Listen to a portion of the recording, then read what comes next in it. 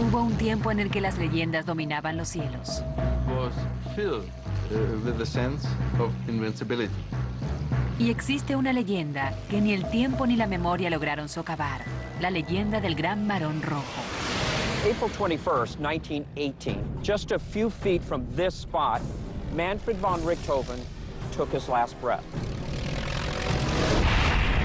El invencible as alemán, el terror de los cielos, fue abatido por una sola bala. It would pass through the liver, through the heart, and through the two main blood vessels of the body. Who fired the bullet that killed the Red Baron? Hoy, reescribiendo la historia, retrocede en el tiempo.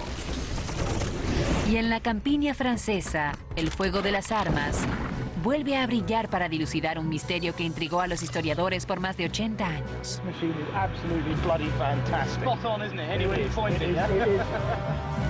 En Reescribiendo la Historia. Fire!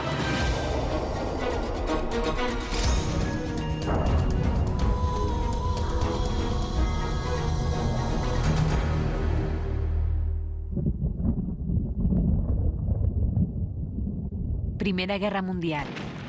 La Gran Guerra. Un suceso que hoy, en el siglo XXI, parece remoto. Pero el nombre de un piloto trascendió la guerra. Manfred von Richthofen. En 1918, este alemán era toda una celebridad. Un aristócrata de 25 años. El líder de un escuadrón de caza que aterrorizó a sus rivales aliados. Notable aviador, eximio tirador. Tan confiado en la victoria que un día de 1917 pintó su avión de rojo brillante. Una invitación al enemigo a derribarlo. Muchos lo intentaron. Muchos perecieron en el intento y surgió la leyenda de von Richthofen. Manfred was a star. He became a star because the high command needed success, and they didn't have much of success on the ground. So they made these pilots heroes.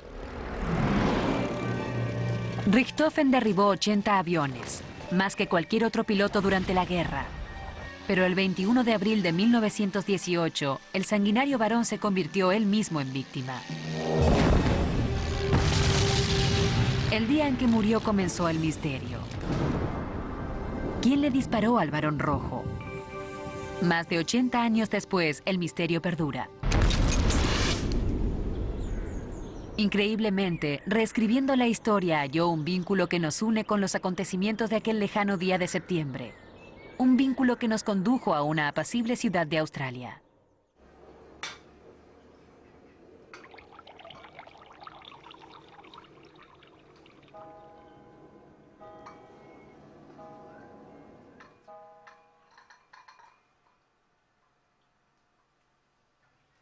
The front itself, it was pretty grim. Water in the trenches. The rats were as big as cats.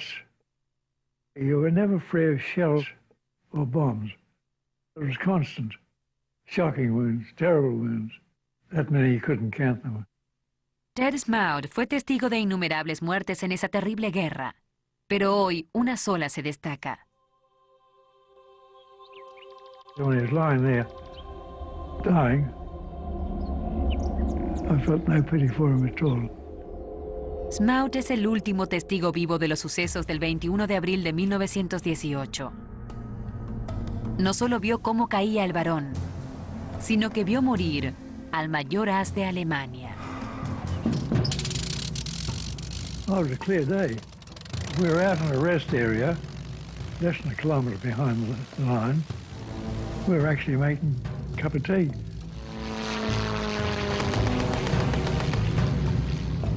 We could see these planes having a dogfight up above the front line, and then a couple of them peeled off. We saw this red triplane coming down. Smout avistó el avión solo porque el varón había cometido un error. Estaba persiguiendo a un avión británico en territorio aliado. De pronto, Richthofen quedó atrapado en medio de una lluvia de balas. Made a fairly good landing, but when he landed, it slewed round to the right De aquel día, lo que más quedó grabado en la memoria de Smout fue la naturaleza de la herida fatal del varón. Everyone was having pot shot. That was the amazing thing. He only got one bullet. Los tiradores efectuaron miles de disparos, pero tan solo una bala alcanzó al varón. ¿Quién la disparó? Existen muchos relatos contradictorios de los hechos del 21 de abril, pero estos son hechos reales. Alrededor de las 10:45 de la mañana, sobre las líneas alemanas, se desencadenó un combate aéreo entre dos escuadrones, un grupo aliado y el famoso circo volador del Barón Rojo. El teniente May, un joven piloto canadiense, en su primera misión de combate, se separó del escuadrón e inició la retirada. Los pilotos aliados volaban en los modernos biplanos Sopwith Camel, que alcanzaban en vuelo una velocidad máxima de 200 kilómetros por hora. Armados, con 2 ametralladoras montadas sobre los motores y con un dispositivo especial para disparar entre las aspas de la hélice. A las 10:55, el varón le dio caza. El Fokker DR-1 triplano de Richthofen alcanzaba una velocidad máxima de 175 kilómetros por hora. Pero era más maniobrable. Alcanzó fácilmente al Camel. En cuanto a las habilidades de combate, el Barón Rojo no tenía igual. 80 hombres intentaron derribarlo y todos fallaron. Pronto el Camel y el triplano viraron hacia el oeste, hacia el Valle Somme, casi rozando las copas de los árboles y la torre de la iglesia de un pueblo francés llamado Buis-sur-Somme. El líder del escuadrón, Roy Brown, ve a su compatriota bajo el fuego del triplano rojo y va en su ayuda. Las 10:58, el capitán Brown abre fuego y ve cómo el triplano rojo vira a la derecha. Brown sube y se dirige al noroeste en ayuda de otro avión británico. En el mismo momento, artilleros australianos en tierra abren fuego contra el triplano rojo. 11 de la mañana, el avión del varón cae en un campo cerca de una chimenea. Estaba aún con vida, pero segundos después, cuando llegan tropas australianas, ya estaba muerto. La causa, una única herida de bala que le perforó el pecho. ¿Qué sucedió en esos últimos 2 minutos de vida de Manfred von Richthofen? Well, at first glance, it looks almost impossible to determine who was responsible for his death because of the fluid action, the number of people firing at him. Bullets are flying from every direction. There's hills, there's valleys, there's trees, and so there is no one that sees all of the action. They see snippets of it. ¿Quién mató al varón? ¿Fue el capitán Roy Brown, el valiente piloto canadiense quien corrió a rescatar a su compañero en problemas? En una guerra con pocos héroes, todos querían creer que la conducta caballeresca de Roy Brown derribó al varón. Sin embargo, muchos quieren creer otras historias sobre aquel día. Relatos de hombres cuyos nombres la historia ha olvidado. Snowy Evans, Robert Buey, Cedric Popkin. 3 artilleros de infantería también le dispararon al triplano rojo. ¿Pudo uno de estos hombres haber matado al varón rojo? ¿Es posible que la historia esté errada? Aprovechando la tecnología del siglo XXI, Reescribiendo la Historia reconstruirá los sucesos del 21 de abril de 1918. Reunimos a un equipo de expertos que nos ayudará en nuestra investigación. Michael Selig y Brian Fuse, programadores de simuladores de vuelo. El perito en balística, Gary James. El patólogo forense, David King. Los especialistas en rayos láser, Steve Harvey y Lawrence Ryan.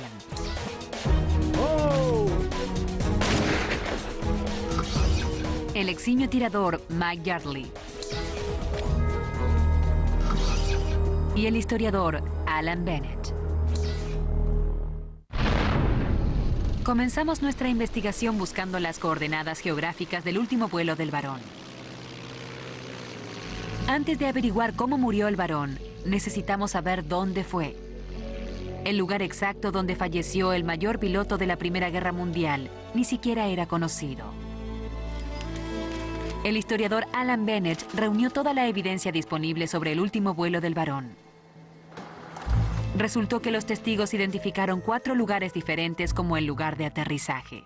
There were so many contradictions and arguments. So the key seemed to be the eyewitnesses said the triplane came to a rest near a big mound of earth in the field.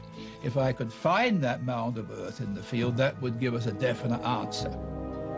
Luego, estudiando fotografías aéreas de la zona, tomadas pocas semanas antes de que el Barón fuera derribado, vemos una sombra reveladora en medio de un campo. Parecía ser un montículo de tierra. Equipados con nuestra unidad satelital de posicionamiento global, llevamos a Alan Bennett a Francia para estudiar el lugar y hallar ese sitio. Por fortuna pudimos corroborar la investigación de Bennett gracias a lo que supo un lugareño mucho tiempo atrás. Henri de Laplace fue alcalde de Vaux-sur-Somme durante 30 años. En 1918 su abuelo era alcalde. Vio y luego mostró a sus nietos el lugar exacto donde cayó el avión del Barón. Et a constaté cet avion de Richthofen était tombé ici, à quelques mètres près, à cet endroit. Nous avons une différence très petite. Très petite différence. 6 mètres. We have proven something. Now we know the exact place where the triplane came to rest. Reescribiendo la historia, retrocedió en el tiempo más de 80 años. Ahora sabemos dónde termina nuestra historia, el momento y el lugar en el que el Barón Rojo murió. Ahora necesitamos retroceder 2 minutos más, al momento en el que se hizo el primer disparo para reconstruir la última batalla del Barón.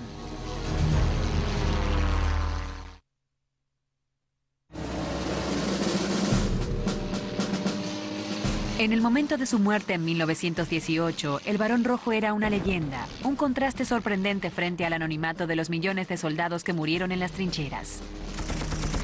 Pero para semejante personalidad, las controversias sobre su muerte comenzaron a los pocos días. El incidente en el pueblo francés de Vaux-sur-Somme pronto generó una enorme cantidad de papeleo para el ejército británico. De las 3 partes que aseguraron haberle disparado, solo una recibió el respaldo oficial. Fue el capitán Roy Brown de la Fuerza Aérea Canadiense, cuyo informe de combate recibió la aprobación con la palabra decisivo. Pero el capitán Brown fue el que realmente derribó a von Richthofen, o el Barón fue abatido por un disparo efectuado al azar desde tierra. Determinarlo no será fácil. Todas las armas utilizadas en tierra y en aire disparaban las mismas balas calibre 303. Para acercarnos a la verdad, reescribiendo la historia solicitó al historiador Alan Bennett que reconstruyera el último vuelo del Barón. Baron chased Lieutenant May, and Roy Brown saw what was happening, decided to descend to his rescue. Lieutenant May, being chased by the Baron, came down the canal directly towards us. They were skimming the surface of the water. When they came to the corner, they didn't make the turn. They passed right overhead where we are, across into the distance and down to Vaux-sur-Somme. So Lieutenant May came down that street there, just above those red rooftops, came across, and over the roof of the church, just missed the church tower. The Red Baron was hot on his tail, and they disappeared in that direction over the trees. En un puente de pontones al oeste de Vaux-sur-Somme, no vieron que había un tercer avión que bajaba en picada hacia el Barón. There was a crew repairing this particular pontoon bridge, and they heard aircraft engines, and they saw the Red Baron chasing Lieutenant May. Roy Brown did not pass this spot. He turned around and he went back that way to help another pilot who was in difficulties. ¿El breve ataque de Brown pudo ser responsable de la desaparición del Barón Rojo? Aunque nunca recibió el reconocimiento formal del ejército, su versión de los hechos pasó a ser la historia oficial, la historia que la gente quería creer. I'm quite sure that Captain Brown shot down the Red Baron. Para transformar el mito en un hecho histórico, necesitamos recrear el último combate aéreo. Pocos aviones de la Primera Guerra Mundial siguen volando en la actualidad. Reconstruir un combate aéreo con la intensidad de aquella contienda encarnizada sería imposible con estas antigüedades frágiles. Pero existe otro modo de recrear la batalla aérea en un simulador de vuelo. Michael Selig y Brian Fuse son eximios pilotos, ingenieros aerodinámicos y programadores de simuladores de vuelo comerciales. Para ayudar a resolver este misterio, reconstruirán el Sopwith Camel y el Fokker DR-1 en una computadora sofisticada. What's really important is that the pilot has the real challenges that they had back in World War I, and that's just on the aerodynamic side, and then there's also the gun side. We'll calculate the aerodynamic forces on it, we'll deal with the vibration effects, and as we do that, we'll actually check for where those rounds are hitting. Acertarle a alguien con una ametralladora montada sobre el fuselaje y sometida a las vibraciones del avión no es tarea fácil. Pero los ases tenían un secreto para lograrlo. In actual combat, typically you'd want to get right on the guy's tail, you know, within Right. 30 feet. Right. Cuando Roy Brown atacó al varón, tenía pocas probabilidades de dar en el blanco. Tenía el sol detrás y bajó en picada, quizá alcanzando los 290 kilómetros por hora antes de abrir fuego a una distancia de 300 metros. A tal velocidad habría tenido que separarse a los 100 metros para evitar la colisión. Nunca estuvo lo suficientemente cerca como para estar seguro de dar en el blanco. Este es el encuentro que Fuse y Selig recrearon. Pero aún falta una pieza fundamental del rompecabezas: la trayectoria exacta de las balas que Brown disparó al varón. Reescribiendo la historia, recurrió al perito en balística Gary James. Yeah, the Vickers gun was a very, very reliable arm. It had a cyclic rate, the ground-mounted guns, of about 500 rounds per minute, and in the air they beefed that up to 850 to 900 rounds. Para disparar tan rápido, las ametralladoras Vickers, como cualquier ametralladora, debían sacrificar cierta precisión. What we're trying to determine here is the actual spread of the bullets that would be fired from Brown's Vickers gun. We'll be measuring the spread, and we'll be firing it probably about 175 yards.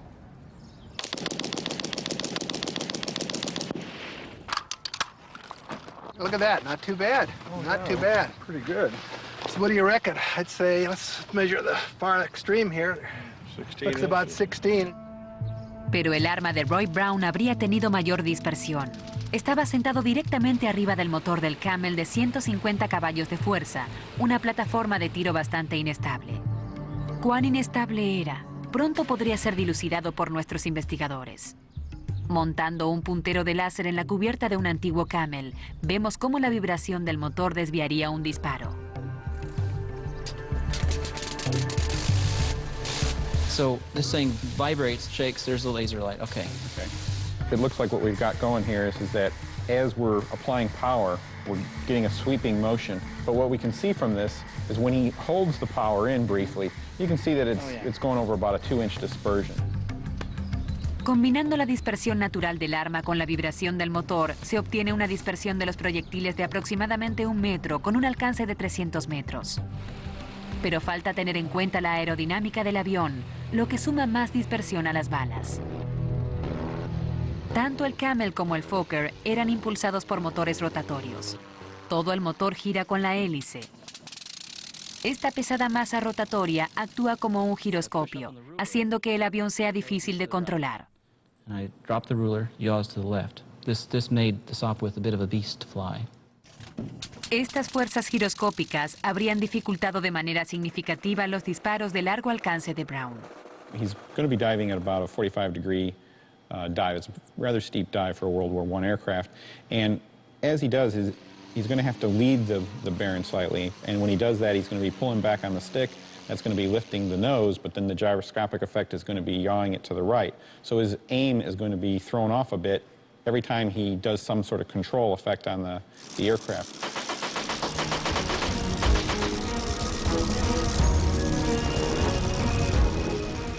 Reescribiendo la historia está a punto de remontarse en el tiempo para volver a volar en la última misión del Barón Rojo.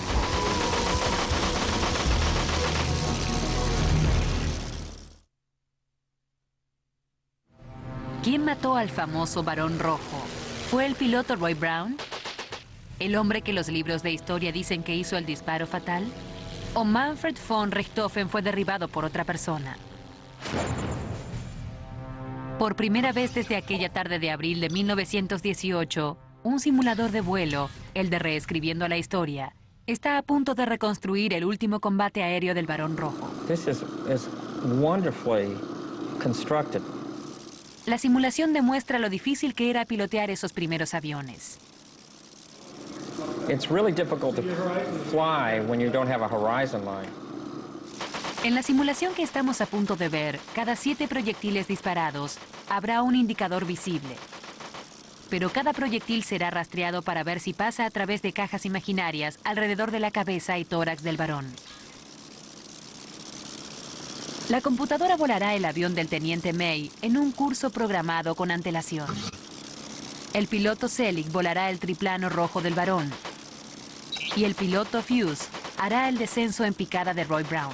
Okay, fellas, this is the mission. La simulación comenzará con la acción de Brown a 1500 metros, justo cuando está a punto de bajar en picada para ir al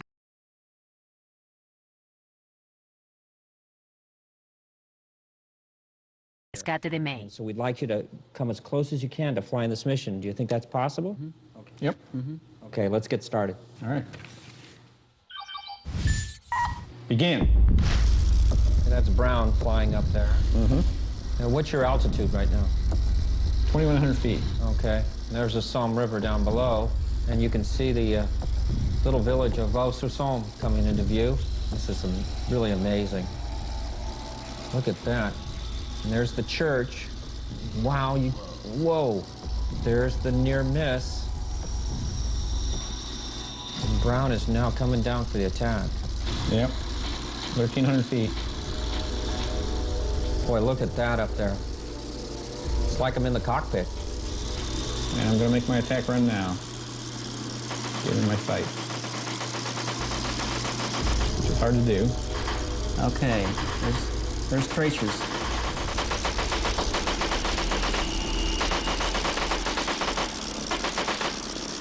And you're banking away.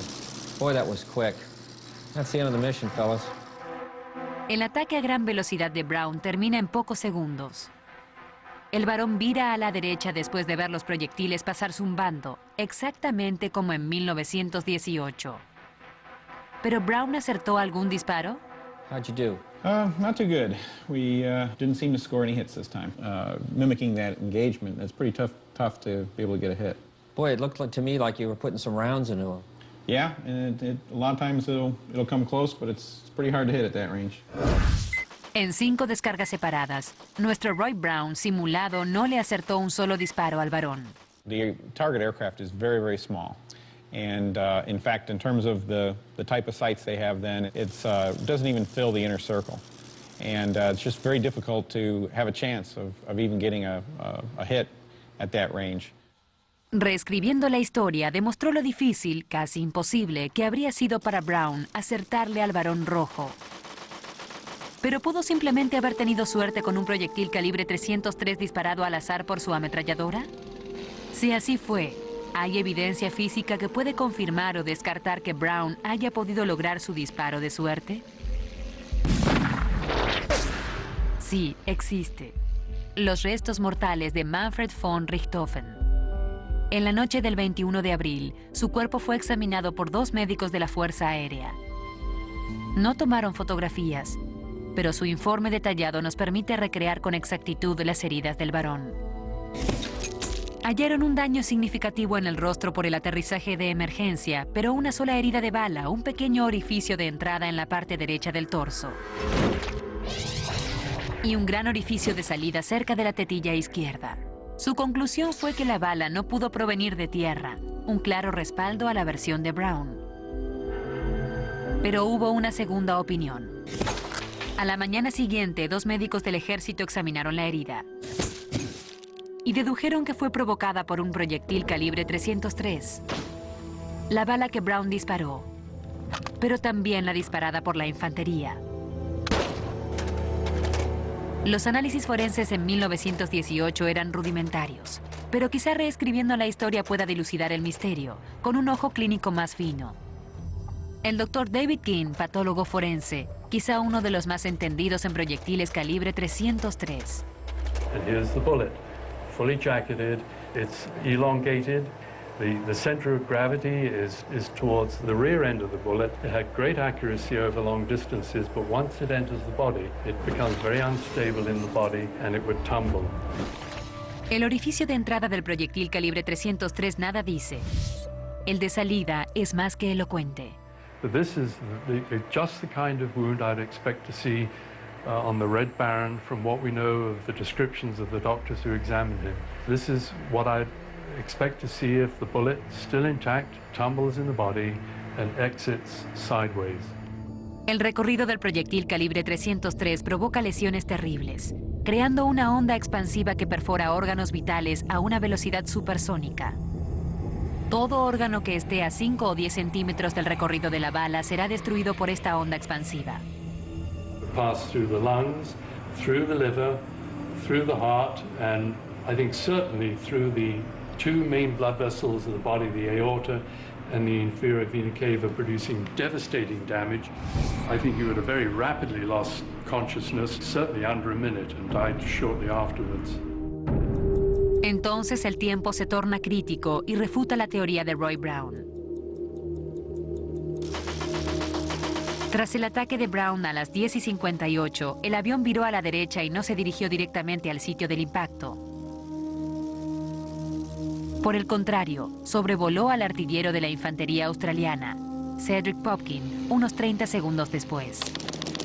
Transcurridos otros 30 segundos, sobrevoló la artillería de otros 2 australianos, Dewey y Evans, que estaban detrás del puente.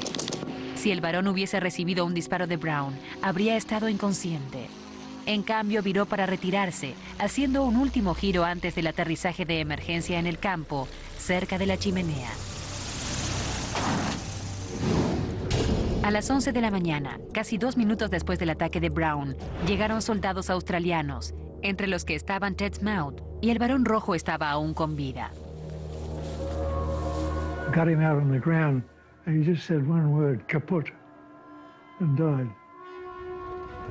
Si el varón hubiese sido alcanzado por el proyectil de Brown, lo que las pruebas demostraron que era imposible, habría muerto mucho antes de que Smout llegara a él. La evidencia es irrefutable. El guerrero más famoso del mundo en 1918 fue derribado por un soldado común de infantería. ¿Pero cuál de los artilleros fue? ¿Podremos otorgarle un rostro y un nombre al individuo que hizo el disparo que pasó a la historia?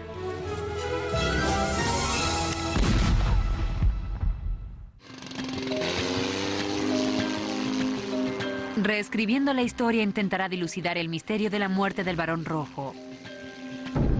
Con la ayuda de este láser de alto poder y de un avión liviano. ¿Solo artificios? No. Este experimento científico histórico determinará cuál de los artilleros en tierra pudo haber matado al varón rojo. Comenzamos consultando al perito en balística Gary James para que determinara a qué distancia el varón recibió el disparo. So this gelatinous material basically approximates the density of the human body. So this is it's about 16 inches long, which approximates the width of a torso. Esto es lo que le habría sucedido al torso humano si se le hubiese disparado un proyectil calibre 303 a corta distancia. Woo-wee, look at this. Holy cow. Got all sorts of bits and pieces here. Here's what's left of the goo. El efecto de la onda expansiva del proyectil fue devastador. There's no way that von Richthofen could have been hit at close range with a full house load like this. It would have caused considerably more damage than was actually found. I mean, this is absolutely amazing. Los testigos dicen que el proyectil que mató al varón fue hallado dentro de su chaqueta de aviador. Eso significa que debió ser un disparo a larga distancia. Reduciendo la cantidad de pólvora en el casquillo, James simula el disparo. Una bala disparada a unos 800 metros produce esto. We hit pretty much inch below point of aim, which is exactly what we were aiming for. See if we have anything coming out the other end. Nope, nothing out the other end. We have a hole coming right out the side here. Pretty close to the end. So that would give credence to the fact that perhaps Red Baron was hit at that distance with a .303 bullet. Acertarle al varón desde una distancia de 800 metros es casi un milagro. Pero alguien lo hizo. El interrogante es, ¿quién? El historiador Alan Bennett quizá nos brinde la respuesta. Sus estudios metódicos de las declaraciones de los testigos nos proporcionaron una lista corta de tiradores que tuvieron la posibilidad de efectuar un disparo que haya alcanzado el torso del varón. The Baron passed over Popkin, but Popkin fired at him from behind, so that eliminates Popkin there. As he approached the 53rd Battery, Buey and Evans fired frontally, so they could not have hit him from the right. When the Baron made his U-turn, he then put his right wing towards Evans, and we know Evans fired at some time in this process. The Baron then approached Sergeant Popkin again, who opened fire once more from the right.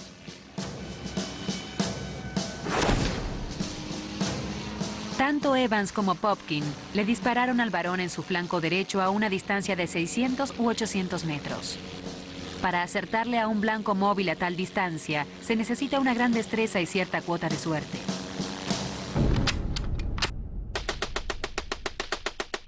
Así es como se ve un blanco de 2,5 metros a 800 metros. El avión del varón tenía 2 veces este largo y no estaba quieto. Para acertarle a ese blanco y a esa distancia, hay que apuntarle por encima, dado que el proyectil descenderá más de 30 centímetros.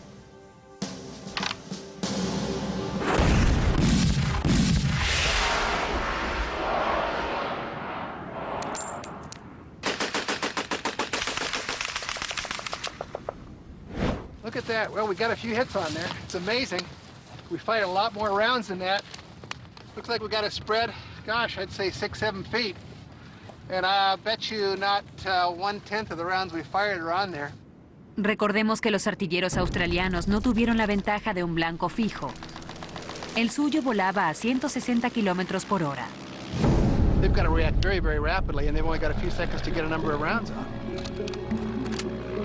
And that would be quite a lucky shot.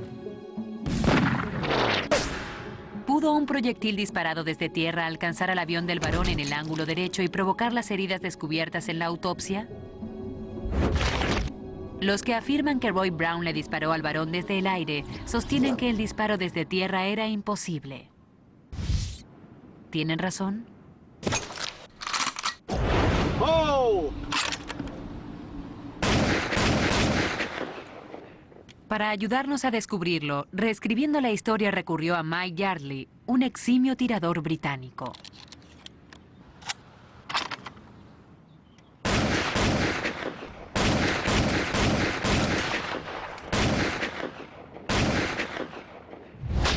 Okay guys, this is a Lewis gun, one of the classic machine guns of World War I. So you can imagine yourself leading an aeroplane. Bang. Cuando le disparamos a un blanco móvil, hay que apuntarle por delante, porque cuando llega la bala, el blanco ya se movió. So if you were engaging a plane, a First World War plane at, let's say, 400 yards, you'd probably have to be 4 fuselage lengths ahead of it if it was a crossing shot.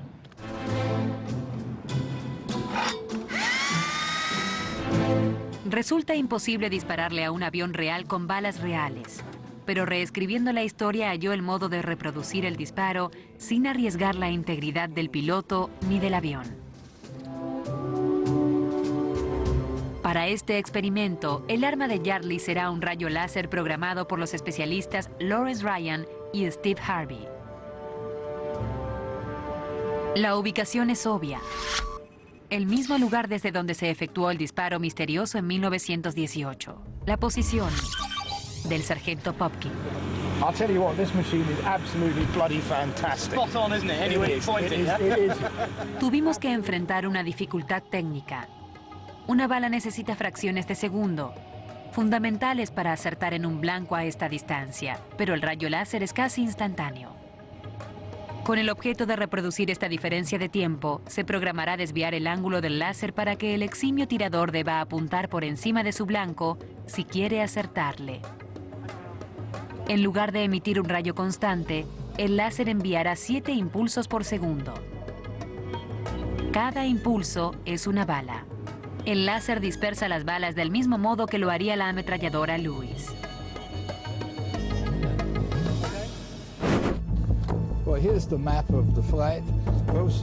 Alan Bennett informa a los pilotos sobre la trayectoria que deberá seguir su avión, la cual se asemeja al último vuelo del Barón Rojo.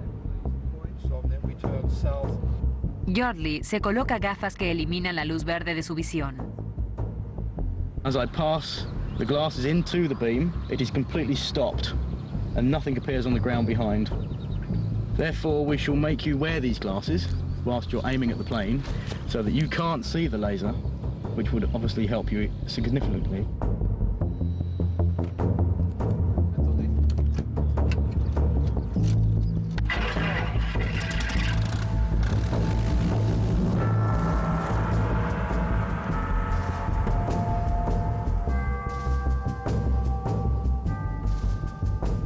Estos pilotos están a punto de regresar a 1918.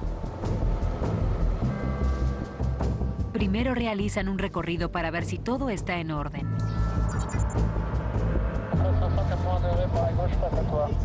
Attention James, first message. Everybody's ready? Okay, they're coming.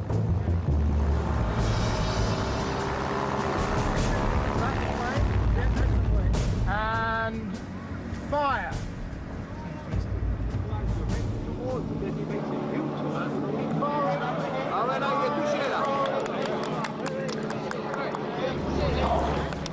Got some problems with the gimbal.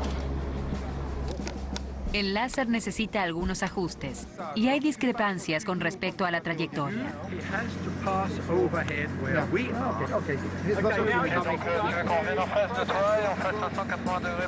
Unas pocas correcciones en el curso y estamos listos para probar las posibilidades que tuvo el sargento Popkin de derribar al Barón Rojo.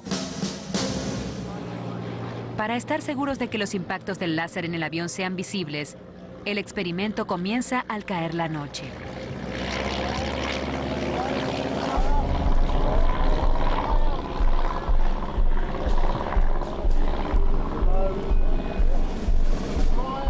Dispararle al avión por detrás es solo una entrada en calor para Yardley, dado que Popkin nunca manifestó que algún proyectil suyo hubiese hecho impacto. Y la distancia es corta, unos 200 metros. La prueba real es el disparo a larga distancia que se efectúa cuando el avión vira para retirarse.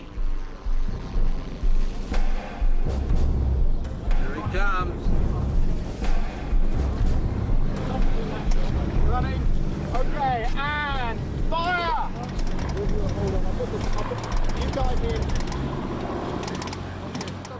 En 11 segundos de disparos, Yardley le acertó al avión 20 veces, la mitad en la cabina.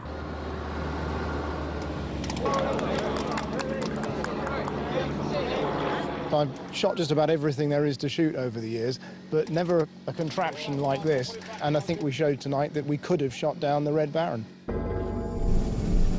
Parece claro que el sargento Popkin pudo haberle disparado a von Richthofen. Pero queda otro hombre por considerar. Y es justo que su mejor disparo pase a la inmortalidad.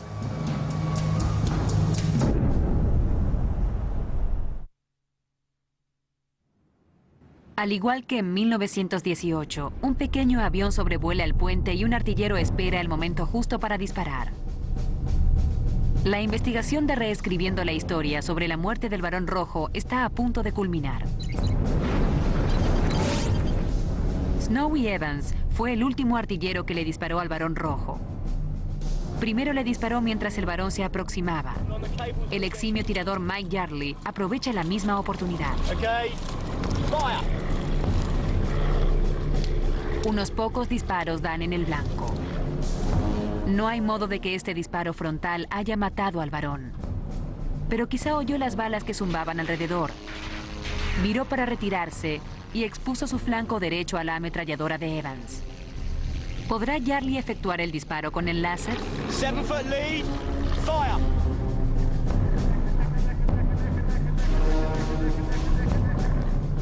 Decker, Decker, Decker, Decker, Decker, Decker. Did we hit him? No. Yardley falló, pero nuestro eximio tirador no estaba dispuesto a darse por vencido. Pide que el avión vire y retorne para hacer otro intento. Right, coming round to the left. Here we go. Si podemos efectuar el disparo, en 1918, Snowy Evans pudo efectuarlo también. Okay. Decker, Decker, Decker, Decker, Decker, Decker, Decker, Decker, Decker, Decker, Decker, Decker, Decker. Decker, Decker, Decker, Decker, Decker, Decker. Hit. Right, whoa. Cease firing. It's good. That's interesting, because that one shot could have been the one shot that killed the Red Baron, couldn't it? It's at the angle, yes. Yeah, and that was just the angle, wasn't it? Right-hand side bullet entry, left-hand side bullet exit. Nuestro experimento demuestra que tanto Popkin como Evans pudieron efectuar un disparo a larga distancia. Pero ¿quién en verdad jaló del gatillo? Nuestro enigma quizá halle finalmente una solución, no en la campiña francesa, sino en los preciosos documentos de Alan Bennett. Los experimentos de reescribiendo la historia nos condujeron a Bennett para volver a examinar sus archivos, y un documento puede tener la evidencia fundamental que estuvimos buscando. En 1935, el sargento Popkin escribió una carta al historiador oficial de la guerra en Australia, describiendo exactamente lo que sucedió. Adjuntó un mapa sucinto, un boceto que estuvo perdido 70 años. Popkin en realidad disparó entre estas dos X cuando el varón expuso no su flanco, sino su frente. Sergeant Popkin says as the triplane was heading towards him and he was firing at it, it suddenly jerked. And he believed that he had hit the pilot at that time. But Popkin was firing frontally at the triplane, so it doesn't look as though he did. Según su propio testimonio, el sargento Popkin se descartó a sí mismo. De los que se proclamaban autores, Brown, Popkin, Buey, el único que quedaba era Snowy Evans. Un hombre del que no existe una sola fotografía. Un hombre que murió sin dejar hijos como vagabundo en 1925. ¿Fue ese hombre quien le disparó al varón rojo? Si así fue, como millones de sus camaradas soldados en la Gran Guerra, pasó a la historia y al olvido. We don't have the gun. We don't have the bullet. We don't have the evidence to cement this case. All we know is that Captain Brown was not the one that shot down the Red Baron. It was the Australian infantryman. Es irónico que el hombre que mató al varón rojo quizá ni siquiera haya sabido que había derribado a una leyenda viviente.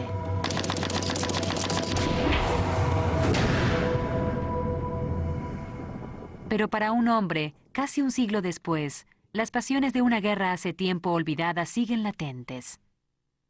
It was a great thing to see the Red Baron shot down, to see the end of him. It was a good thing because he had been a menace.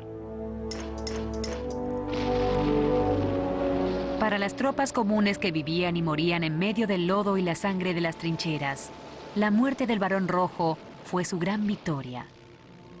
He was filled with a sense of invincibility. He totally disregarded his own rules, never to attack alone. This was the mistake. 21 de abril de 1918. El día en el que David derribó a Goliat en la campiña francesa.